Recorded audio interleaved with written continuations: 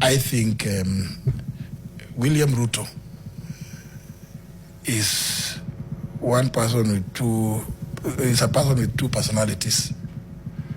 The William Ruto that presents himself to the public is a completely different character from the one that sits behind in the office and crafts stuff. I think that kind of person is quite a dangerous character. I think William Ruto is actually unfit for the position of President of the Republic of Kenya. I have come sadly to that conclusion. And I have no bitterness. For me, I just feel my own assessment. When I watch William Ruto sometimes talking to members of cabinet and to see him say, I do not want to see corruption in my government. Then I start wondering, who is this talking? And I'm sure we will have occasion to discuss a lot. Is he corrupt? Who? William Ruto. I think, I don't know. But if you see him talking about corruption, you're like, who is this talking about corruption? Is it because he's corrupt? I have so many examples. Not an example, but is he corrupt? Examples aside. Absolutely. Okay. Very. Yes, irredeemably. Okay. Corrupt. One example you can walk us through. I know you've told us that there's many. Just a.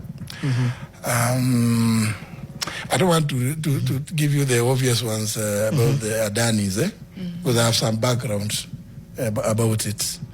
He's the one who was clearly behind it, and I know this because when his advisor Adan Mohamed invited me to attend the COP28 in Dubai in 2023, he gave me a lot of information which ended up with the Adani deal about the airport specifically.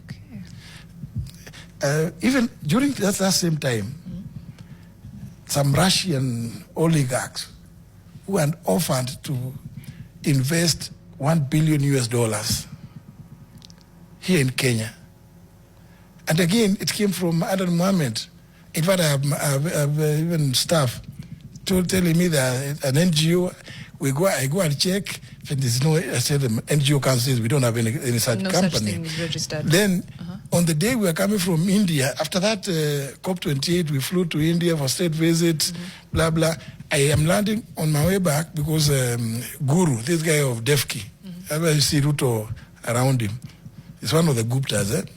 When Guru told me during breakfast on the day we were leaving Delhi, that that plane of the president is not good. I've chatted another one for him as we are going direct, get an executive jet. I've gotten him so I land in Dubai. Ruto is calling me.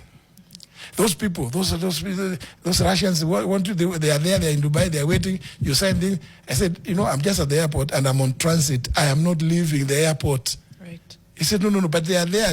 Your people, your staff have already worked on the document. I said, no, I will need to go and review it in office. This document being the deal. The deal. They were purporting to give a grant of $1 billion to grow allegedly 3 billion trees towards the 15 billion. William Ruto, whenever he comes up with a program, it's for money making. For him, it's for money making.